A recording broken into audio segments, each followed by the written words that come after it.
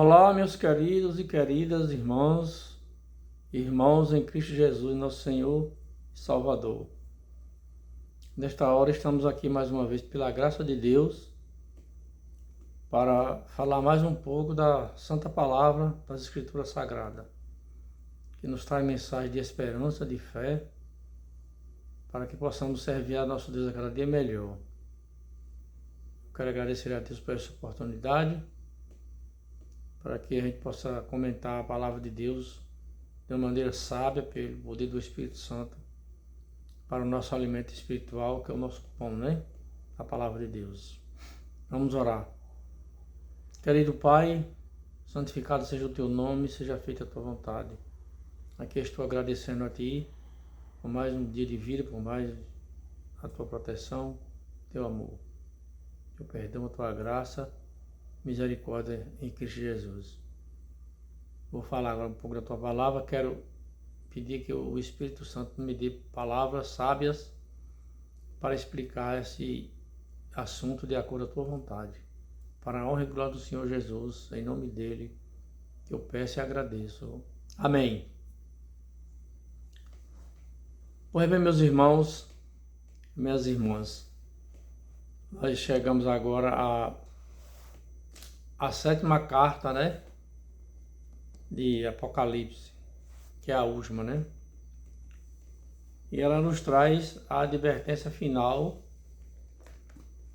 da palavra de Deus nesse período, né? Nós vivemos pela graça de Deus ainda, né? E começando diz assim: ao anjo da igreja em Laodiceia escreve: estas coisas diz o Amém, a testemunha fiel e verdadeira, o princípio da criação de Deus. Então nós vemos aqui que quem está falando não é qualquer anjo, qualquer pessoa, não. É a testemunha fiel e verdadeira, que é o Senhor Jesus Cristo, né? Então ele já nos deu nas cartas passadas, que nós comentamos aqui, muitas advertências boas.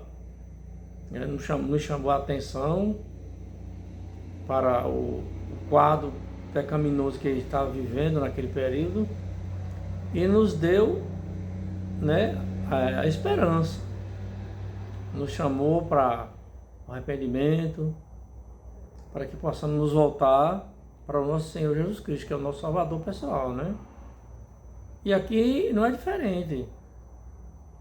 Aqui o Senhor Jesus está mandando um recado para nós, nos alertando, né, e dizendo: olha, vocês tomem cuidado, porque eu sou a testemunha verdadeira.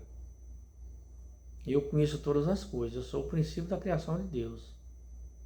Eu sou desde o início. Então não tem princípio, não tem meio, não tem fim. O Senhor Jesus, ele é simplesmente divino e eterno, né? E ele conhece todas as coisas, nossos pensamentos, nossos desejos, né? Então ele está aqui nos divertindo, né? Estas coisas diz o Amém. Amém quer dizer o último, né? A testemunha fiel e verdadeira. O princípio da criação de Deus. Então não é qualquer ser que está dizendo, não. É o ser divino, Jesus Cristo, nosso Salvador. E continuando a leitura, diz assim: assim porque agora ele vem mostrando o conhecimento dele, né? Para nós ele diz: conheço as tuas obras, que nem és frio nem quente.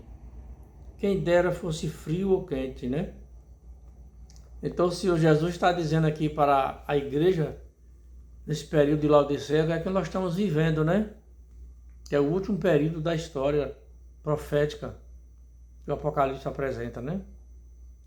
E ele está dizendo: eu conheço as tuas obras. Tu nem és morno, tu nem és frio e nem é quente. És morno. Então, meus queridos irmãos e irmãs, o que é que isso quer dizer para nós? O que quer dizer é o seguinte: quem está no frio ele quer calor para se aquecer, né? Quem está quente na quintura, ele quer frio para esfriar, para melhorar a situação, né? Agora, e quem está morno? Não é frio, não é quente. Ele não quer nada. Está tranquilo, acha que está tudo bem. Essa é a condição da igreja de Laodiceia. A última carta, né? Uma igreja que morna, que tudo para ela está bem, as coisas estão indo tudo bem. Então, nós estamos tranquilos. E aqui diz mais, vamos ver, para você ver, olha. Assim, porque és morno, e nem és quente, nem frio, estou a ponto de vomitar-te da minha boca. Já pensou? Como você está morno, estou a ponto de vomitar na minha boca. Aqui a linguagem aqui é bem prática, né? É bem didática. Se você vai tomar uma bebida quente, então você sente assim a quintura, aquele sabor de acordo com aquela bebida. Se você vai tomar uma fria, então você sente um sabor de acordo com aquela bebida fria. Porque há bebidas, né, que só presta quente e há bebidas que só presta fria. Agora uma bebida morna, geralmente, né? A bebida morna é uma bebida bem desagradável, não tem aquele sabor do quente nem do frio, né? E aí o Senhor Jesus está dizendo aqui, olha igreja, você não é quente, você não é fria, você é morna.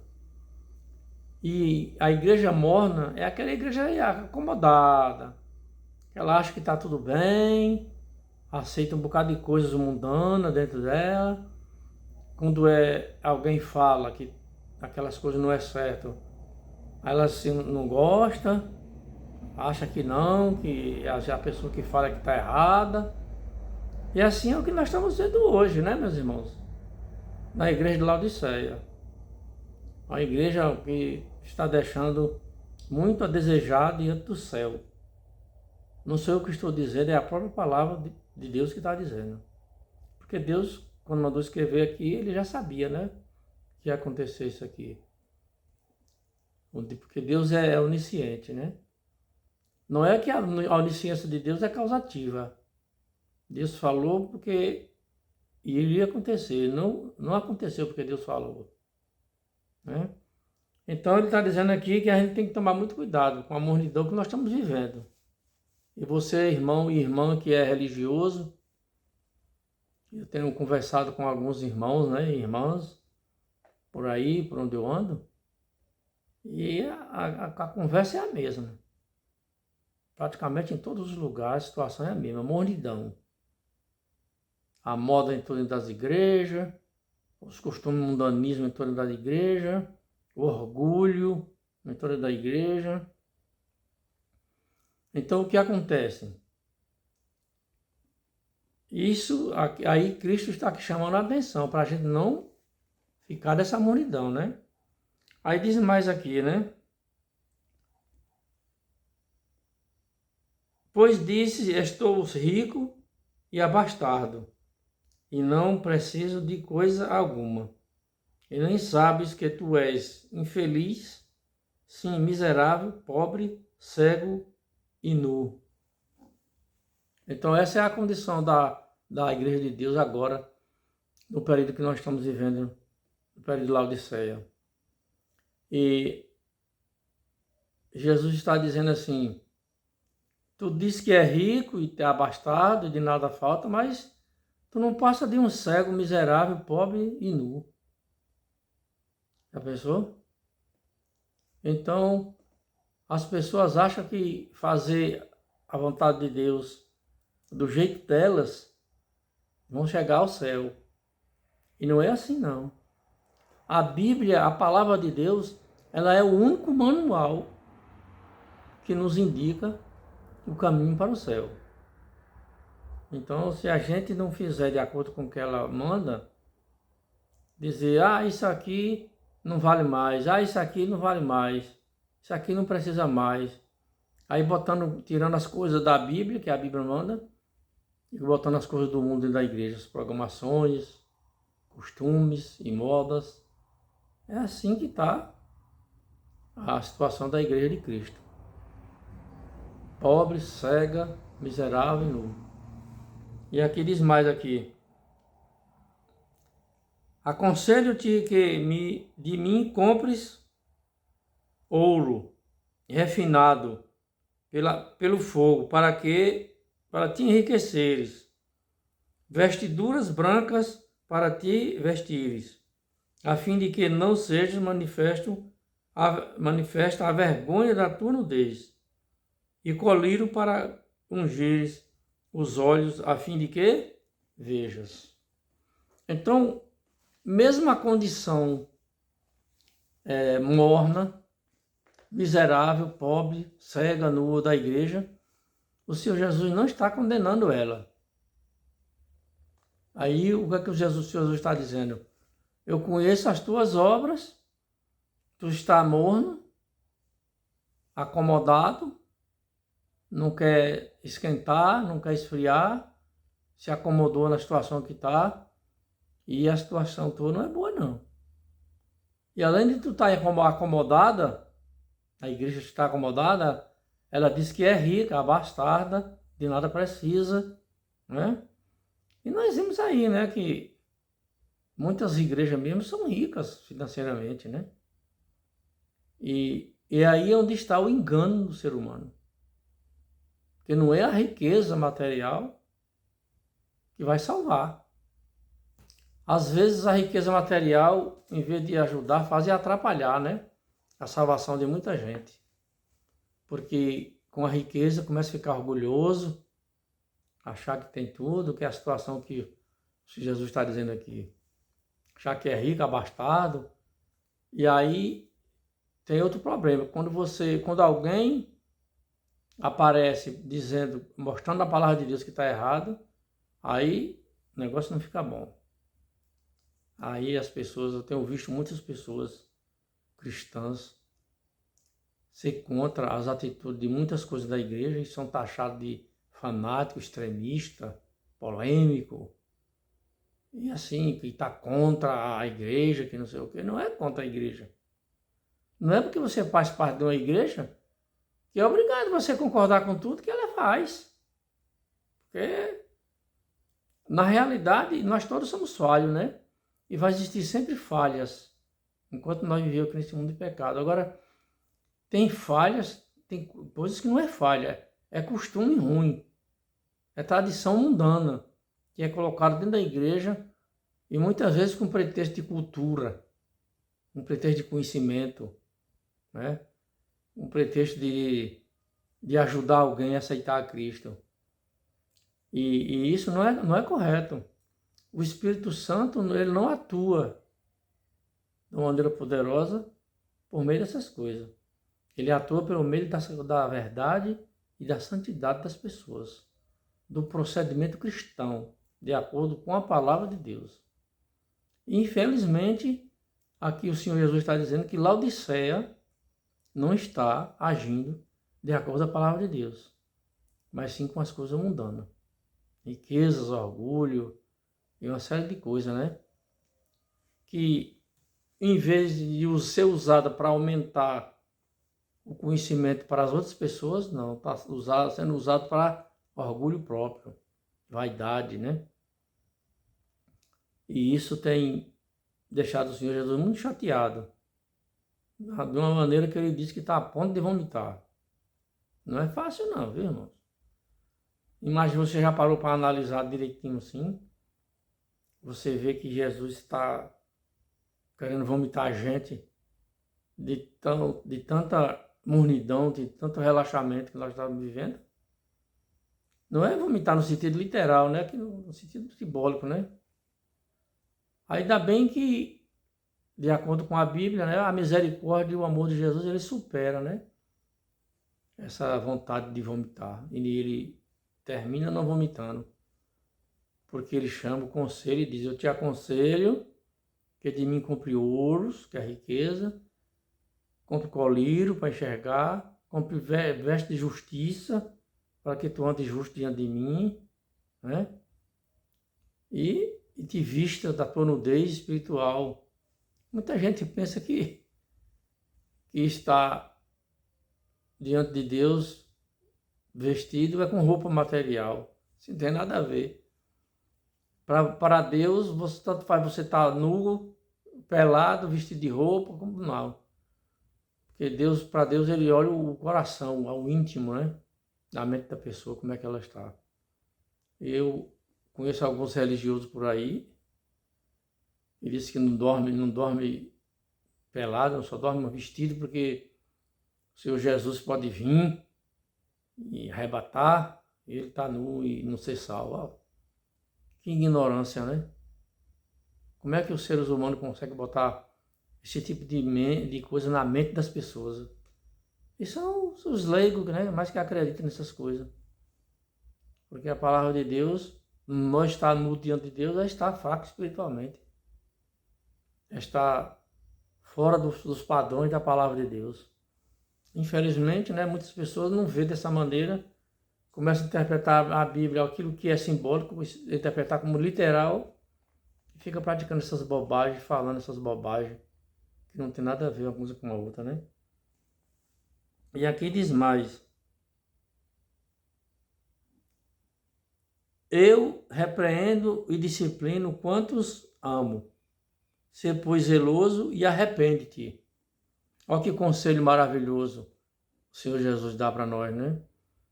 Então ele primeiro nos chama a atenção da nossa nudez espiritual, da nossa mornidão espiritual, do nosso orgulho, que nos achar que estamos ricos, né?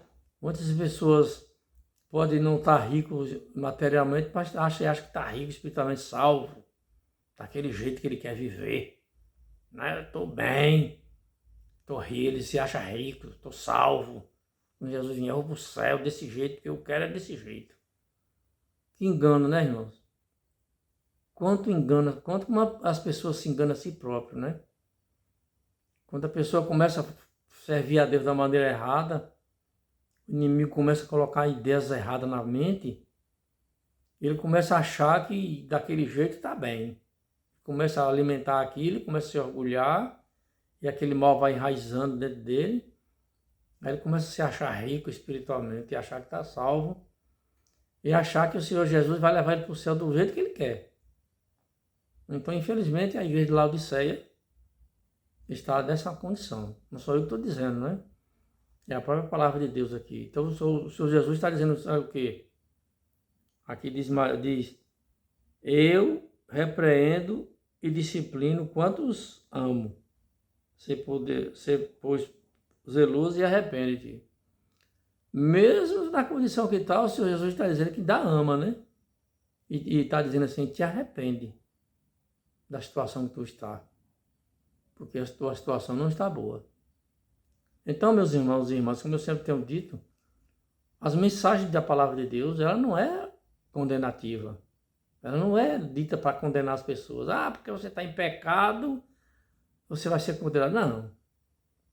As advertências de Deus é para tirar o ser humano do lamaçal do pecado. Para divertir o ser humano, chamar a atenção e mostrar o seu amor que pode atuar na vida dele e mudar a vida dele. Esse é o objetivo da palavra de Deus. Deus não faz nada para condenar ninguém. Né? Então, o grande objetivo de Deus é tirar o pecador da prática do pecado, do costume pecaminoso, né? Porque tem pessoas que, mesmo sendo religiosos, eles têm costumes pecaminosos. Isso acontece com qualquer um de nós. Nós somos pecadores falhos. Agora, o que nós precisamos é estar sempre atentos, estudando a palavra, orando, pedindo sabedoria, né? Procurando fazer a vontade de Deus, guardar os mandamentos. E aí, por diante, a gente vai nos fortalecendo devagarzinho, né? Porque o preparo para a vida eterna, meus irmãos, não é de um dia só, não. É de uma vida inteira. A cada dia que você estuda, a cada dia que você ora, a cada dia que você faz a vontade de Deus, o Espírito Santo vai lhe fortalecendo aos poucos, né? Porque nós somos tão fracos que se o Espírito Santo der poder de uma vez para nós, a gente corre o risco de até não suportar, né? Imagine, porque nós temos histórias na Bíblia que um anjo se apresentou para o profeta e ele desmaiou e caiu, né? A presença de um anjo. Imagina a presença do Espírito Santo, que é um Deus divino poderoso, né? Então, o Senhor Jesus aconselha, arrepende-te quanto é cedo. Não fique nessa mornidão, nesse relaxamento, nesse orgulho, se achando que está com tudo, está por cima da situação, que não está. Aqui diz mais, eis que estou à porta e bato. Se alguém ouvir a minha voz e abrir a porta, entrarei em sua casa e cearei com ele e ele comigo. Você já observou isso aqui, esse verso? É um privilégio grande, incomparável, não tem como explicar esse privilégio que o Senhor Jesus dá a nós, de estar à nossa porta, batendo e querendo cear conosco. Cear, você sabe, é jantar, né? Tua porta. Filho, abre a porta que eu quero estar contigo. Eu quero jantar contigo, eu quero conversar contigo, eu quero te fortalecer. Eu estou batendo a porta. Só tem um detalhe, meus irmãos, que o Senhor Jesus, ele bate a porta, mas ele não arrebenta, né? Porque se ele quisesse, ele podia arrebentar e entrar. Quem faz isso é o ladrão, o salteador, que arrebenta a porta. O ladrão e o salteador, ele não bate a porta, ele já vai arrebentando logo e entrando. E o Senhor Jesus está dizendo, olha, eu estou à porta, estou aí chegando, se prepara, abre a porta que eu quero entrar e quero cear contigo, ficar contigo, te orientar, te ajudar, te fortalecer, te santificar, porque em breve eu vou voltar para te buscar. Veja que no início o Senhor Jesus chamou a atenção, né, da igreja que estava na mornidão. E agora ele está aconselhando. A tua situação não está boa, então eu te aconselho. Que de mim compre ouro para tu enriquecer, compre veste de justiça para tu ficar justo, compre colírio, que é o Espírito Santo para tu enxergar, para ele te esclarecer a vida. E assim você vai ser um cristão realmente como deve ser, né? E aqui diz mais, a promessa também, a promessa maravilhosa. Ao vencedor dar-lhe-ei sentar-se comigo no meu trono, assim como também eu venci e me sentei no trono com meu Pai no seu trono. Já pensou que coisa linda, né? Ao vencedor, eu vou dar o direito de sentar no meu trono, como eu venci e sentei no trono do meu Pai. Que coisa mais fantástica, não tem explicação uma coisa tão linda dessa, né? Você tem o privilégio de sentar no trono. Ó filho, eu sou o rei do universo, da criação. Aqui está meu trono. Senta aqui porque eu te resgatei para ser meu filho, né? E o príncipe, o príncipe sempre deve estar junto ao rei, né? Nós somos príncipe, filho do rei Jesus. E quando nós estivermos no céu com ele, nós vamos estar com ele. Tem todo o direito de conversar com ele, de fazer as coisas com ele, né? É uma promessa muito maravilhosa. Você não gostaria de se preparar para isso? Para estar no trono com o Senhor Jesus? Eu quero ir. Pela graça de Deus eu vou. E você vai também. Só querer. Porque a salvação é assim, meu irmão, minha irmã. Deus quer. Se você quiser, não tem quem empate. Porque o Senhor Deus é poderoso. Se você, miserável pecador como somos, nós chegar aos pés de Jesus e dizer, Senhor Jesus, eu não presto. Eu sou um miserável pecador, mas estou aqui, te aceito como salvador pessoal e quero que tu me ajude a me preparar para ir para o céu. Você acha que o Senhor Jesus vai desprezar você? Claro que não. Ele disse que aquele que vai a ele de maneira nenhuma, ele joga fora. Ele joga para dentro, quer dizer, vai para o céu, né? Quem tem ouvidos, ouça o que o Espírito diz às igrejas. Então aqui está um alerta na final. Quem tem ouvido, ouça o que o Espírito diz às igrejas. Então, fique atento ao que o Espírito diz. E o Espírito é através da palavra de Deus. Porque a palavra de Deus ela foi inspirada pelo Espírito Santo. Então, quando você estuda a palavra de Deus, é o Espírito Santo lhe dizendo: olha, toma cuidado, presta atenção, vá por aqui, não faça isso, não faça desse jeito, faça desse jeito aqui. E você vai ser guiado pelo Espírito, né? Agora eu quero passar para vocês aqui um comentário maravilhoso, né? E sempre no final das cartas nós temos um comentário, né? Sobre a questão de Laodiceia, né? Laodiceia foi uma igreja autossuficiente. Laodiceia foi construída por Antíoco II, de 261 a 246 a.C. Uma cidade muito antiga, né? Que representa aqui. E chamada Laodiceia em homenagem à sua esposa Laodice. A igreja de Laodiceia é mencionada na carta de Paulo aos Colossenses. Ele escreveu: saudai os irmãos de Laodiceia e Ninfa, a igreja que ela hospeda em sua casa. Ninfa era uma mulher, né? Que hospedava a igreja na casa. Naquele tempo, nos tempos primitivos da igreja apostólica cristã, muitas pessoas, a gente vê as cartas de Paulo, muitas pessoas congregavam na casa dos irmãos, né? Aqueles irmãos bondosos, reuniam nas casas deles. E Ninfa era uma mulher que acolhia a igreja na sua casa, né? E uma vez lida esta epístola perante vós, providenciai porque seja também lida na igreja dos Laodicenses. E dos Laodicenses lede-a igualmente perante vós. Então quer dizer que nas cartas de Paulo, ele escreveu para Laodiceia. Infelizmente essa carta se perdeu no tempo, né? Na história, ninguém sabe onde foi parar. E não foi botado no cânon bíblico, né? Perante vós. Colossenses 4, versos 15 e 16.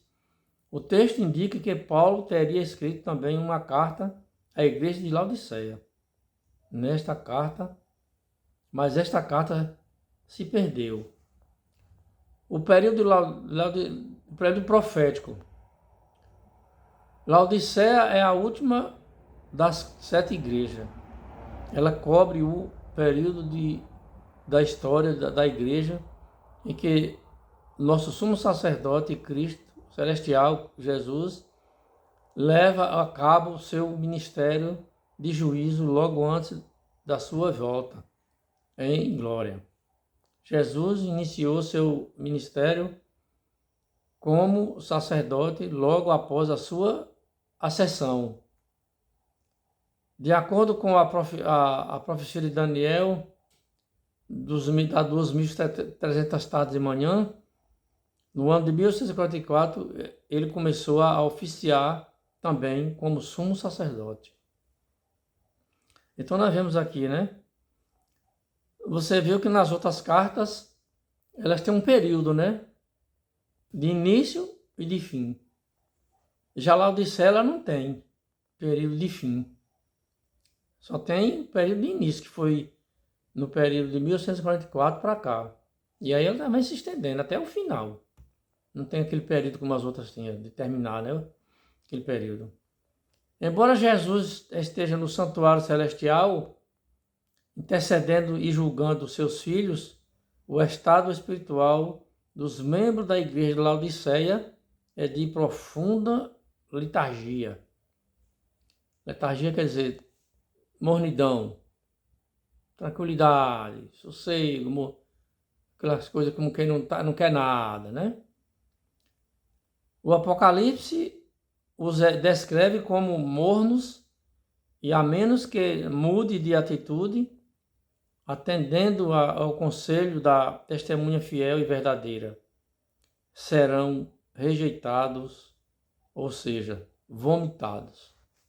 Então aqui o Senhor Jesus, com sua grande bondade e amor, está dizendo: vocês tomem cuidado com essa mornidão de vocês. Se vocês não esquentar, eu vou vomitar vocês da igreja, da vida espiritual.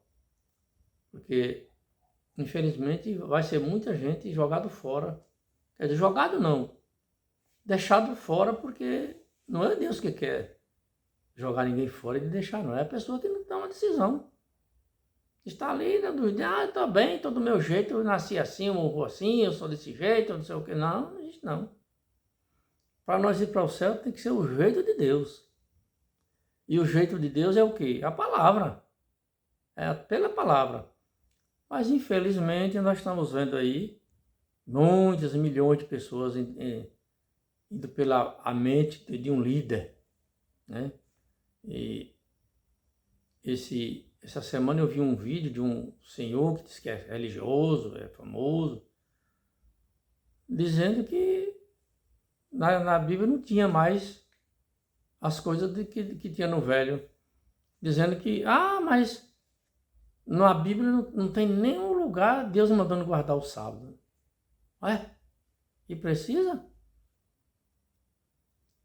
No Novo Testamento não tem nenhum lugar Deus mandando guardar o sábado. Aí eu lhe pergunto, e tem algum lugar mandando devolver o dízimo? Não tem. Mas eles vão tudo atrás do dízimo, né?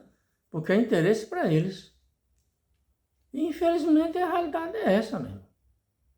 Quer dizer, as pessoas pisam os mandamentos de Deus, porque Tiago 2,10 diz que se tropeçar em um só ponto é culpado de todos os 10 mandamentos.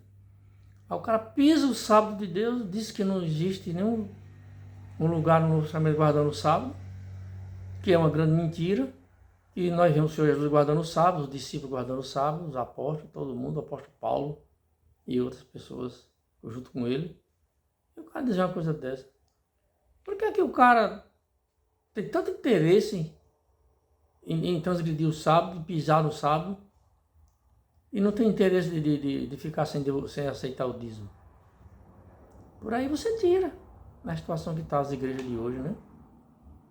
Tudo por interesse financeiro e orgulho pessoal. A conclusão aqui do comentário diz assim: chegamos então ao fim de nossa jornada de 7 períodos proféticos. Vale a pena relembrar as promessas feitas às 7 igrejas, como, através delas, a graça de Deus restaurará tudo o que a humanidade perdeu. Então o objetivo de Deus aqui é esse: restaurar tudo aquilo que prejudica nós. Tudo que nós perdemos de bom no Éden, Deus vai nos dar novamente do jeitinho que foi no início. Esse é o objetivo, né? O livro do Gênesis fala da entrada do pecado no mundo e das perdas que este acarretou. As promessas às 7 igrejas falam da graça de Deus e de como todas as coisas nos serão devolvidas. Pronto. As coisas boas que Deus fez no Éden vai ser tudo devolvido para nós. Mas agora nós temos que aceitar e procurar viver de acordo com a palavra de Deus, né? Aqui tem uma comparação muito maravilhosa que o autor do comentário fez e eu gostaria de passar para vocês. Coisa muito linda. Aí é assim: o pecado e a graça. Diz assim: o pecado privou-nos da árvore da vida. Gênesis 3, verso 22 e 23. Colocou-nos sob sentença de morte. Gênesis 2, 17. Força-nos a ganhar o nosso pão. Gênesis 3, 19. Roubou nosso domínio. Gênesis 3, 24. Deixou-nos nus. Gênesis 3, verso 2, verso 7. expulsou-nos da presença de Deus. Gênesis 3, 23. Devolveu-nos ao pó. Gênesis 3, 19. É isso que o pecado faz com a gente. Mas como Deus é amor e a sua misericórdia não tem limite, enfim, aí ele mandou a graça. Aí o que é que a graça faz? Vamos ler aqui para os irmãos ver o que a graça faz para nós. A graça devolve-nos a árvore da vida. Apocalipse 2:7. Dá-nos a vitória sobre a segunda morte. Apocalipse 2:11. Provê para nós o maná escondido. Apocalipse 2:17. Promete-nos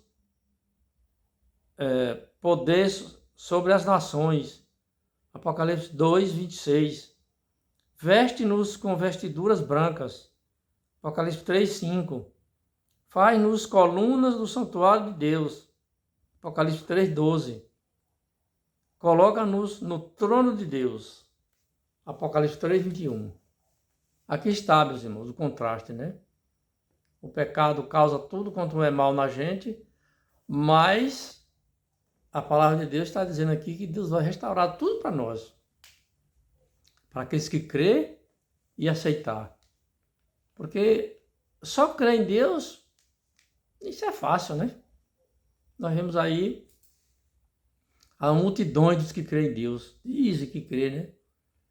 E os que seguem a Deus, os que servem a Deus são poucos, né? Então, se nós quisermos fazer parte dessa maravilhosa restauração que o livro do Apocalipse mostra para nós, é só fazer o que está escrito aqui. Pega a sua Bíblia, leia as cartas do Apocalipse, especialmente a de Laodiceia, que você vai ver que Jesus Cristo está pronto para nos restaurar e nos dar a vitória e vida eterna em breve. Amém?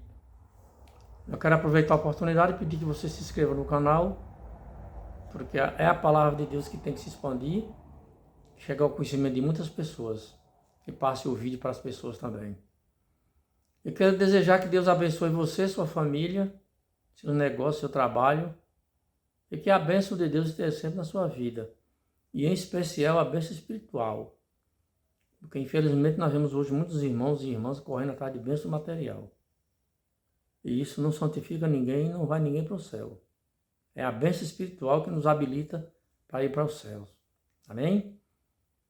Então, para terminar, gostaria de dizer aquela frase, como eu sempre tenho dito. No dia que você aceitar Jesus como seu salvador pessoal, as suas atitudes nunca mais vai ser a mesma. Você vai mudar as atitudes de pessoas mundanas, pecadoras, pecaminosas, para pessoas que estão se santificando. E as atitudes vão ser totalmente diferentes. Vão ser atitudes colocadas pelo Espírito Santo de Deus. E você vai ter uma vida bem tranquila, mais leve, suave, abençoada. E vai ser uma bênção para toda a sua família, para todos os seus negócios, todos que lhe rodeiam. Vai ser um instrumento nas mãos de Deus para levar a esperança, a fé e o conhecimento da salvação de Jesus Cristo. Amém? E fiquem com Deus.